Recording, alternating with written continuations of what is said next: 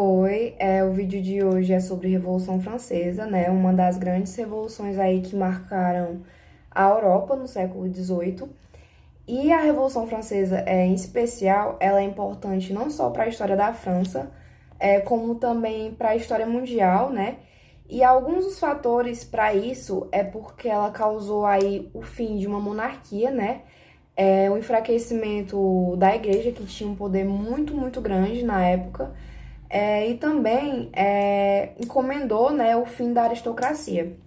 E o contexto disso tudo é que a França, como uma superpotência europeia na época, ela era também uma monarquia muito vitoriosa. Só que existia ali uma grande desigualdade social entre as classes, entre as pessoas mesmo. E as classes na França daquele tempo eram segmentadas entre primeiro, segundo e terceiro estado. O primeiro estado ele era formado pelo clero, o segundo estado era formado pela aristocracia e o terceiro estado era formado pelas pessoas comuns, né? Correspondia a 97% da população francesa e eram burgueses, trabalhadores ali das cidades, camponeses. E essas pessoas, muitas delas chegavam a passar fome, né? Porque a concentração ali de riqueza, de poder, era muito dividida entre o primeiro e o segundo estado. E isso gerou uma crise econômica muito grande na França. E essa crise econômica, que é o grande fator para a revolução acontecer, envolveu todos esses segmentos, né? Mas, obviamente, o terceiro estado ele vai ser o mais afetado. E é esse terceiro estado que vai pressionar o rei, né? Que na época o rei que governava era o Luís XVI. E o rei Luís XVI, por estar sofrendo uma grande pressão popular, ele vai iniciar ali uma série de assembleias, né? Que tem o objetivo de resolver essa crise que a população francesa estava passando. E nessas assembleias, inicialmente, somente o primeiro e o segundo estado que participavam da discussão ali. E a solução brilhante dessa galera foi aumentar ainda mais, né, os impostos que eram cobrados em cima do terceiro estado.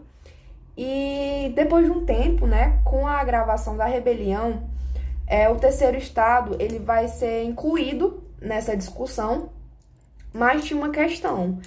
O peso entre esses estados ele não era igual, não era o mesmo. E isso fez o terceiro estado, né, se revoltar ainda mais e se autoproclamar Assembleia Nacional Constituinte. O que levou de fato à Revolução Francesa, né? E o início definitivo, o grande símbolo dessa revolução foi a queda da Bastilha. E para entender o valor simbólico da Bastilha, a gente precisa primeiro entender o que ela foi. A Bastilha, ela era uma fortificação que era localizada no centro da França e ela era usada a partir do século XV, né? Ela começou a ser usada como prisão e ela aprisionava tanto prisioneiros de guerra quanto pessoas condenadas a crimes contra a monarquia, né? E lá eles eram torturados e eles não tinham direito à defesa, nem a julgamento, nem nada. E ela funcionou como prisão por um bom tempo, né? E ela simbolizava ali o grande poder da monarquia, do absolutismo. A população francesa, o terceiro estado, eles invadiram e tomaram essa fortificação num grande ato revolucionário, né? E aí, nos dias seguintes, à tomada da Bastilha, o rei Luís XVI ele vai finalmente ceder a essa pressão popular e vai aceitar, né, a criação dessa Assembleia Nacional Constituinte, que era formada ali pelos deputados que estavam presentes na Assembleia dos Estados Gerais, que foi a Assembleia que eu falei que incluiu o terceiro estado também. E eles serão responsáveis por criar a Constituição da França, né? E o país ele vai passar então a ser uma monarquia constitucional e abolir ali direitos feudais, dividir os poderes. E isso foi uma grande conquista, né, para o terceiro estado da França.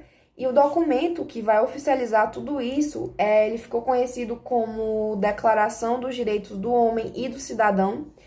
E um detalhe muito importante é que depois dessa treta toda, o Luís XVI, ele vai ser julgado, né, e condenado como traidor da França, e ele vai ter a sua cabeça decapitada, guilhotinada, né? Por isso que ele é conhecido como o rei guilhotinado.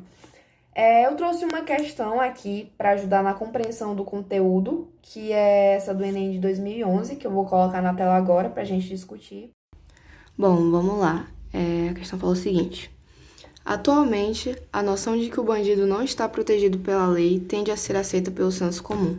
Urge mobilizar todas as forças da sociedade para reverter essa noção letal para o Estado Democrático de Direito, pois, como dizia o grande Rui Barbosa, a lei que não protege o meu inimigo não me serve.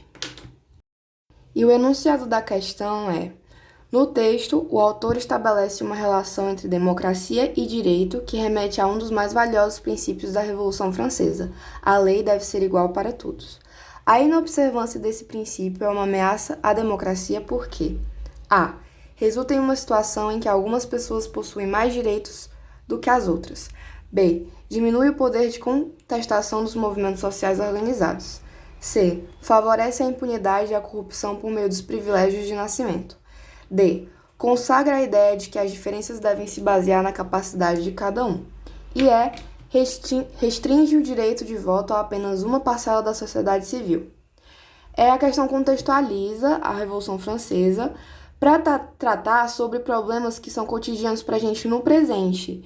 E a Revolução Francesa tentou trazer uma igualdade jurídica, né, como eu falei, para todos os homens, inclusive os prisioneiros e para a camada mais popular que não fazia parte do clero, da nobreza e da aristocracia, né? E foi justamente essa camada popular que se indignou, né, e lutou para uma sociedade mais justa, né, mais igualitária. Essa camada popular ela começou a não aceitar essas diferenças no tratamento. Então, seguindo o enunciado da questão, a inobservância, né, desse princípio é uma ameaça à democracia porque resulta em uma situação em que algumas pessoas possuem mais direitos do que as outras, né? Portanto, letra A. Bom estudo e até a próxima.